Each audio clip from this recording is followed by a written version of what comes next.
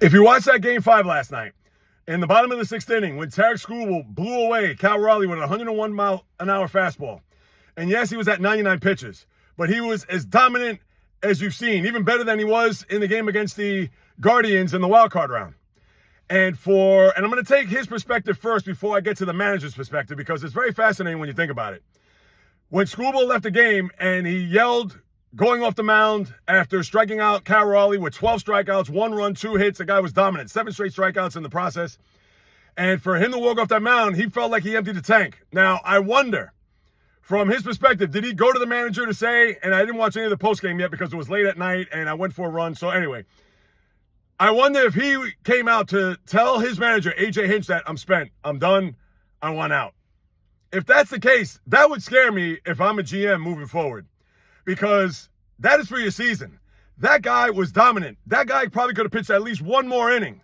And as it was, and this is the first guess, as it was, what happened in the bottom of the 7th? The Mariners tied the game because they brought in Kyle Finnegan, and then we all know what happened.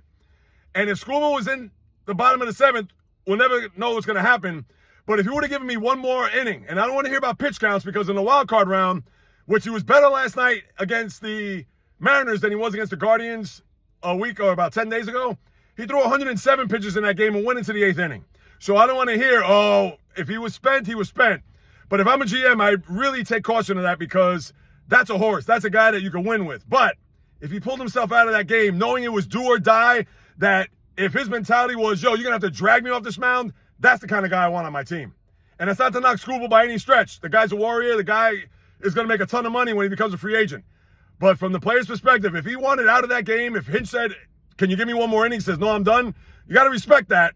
But at the same time, that was Game 5. That was it. That was all the marbles. If it was me, they're going to have to literally kicking and screaming drag me off that mound in order for me to not lose that game. Next up, AJ Hinch's perspective.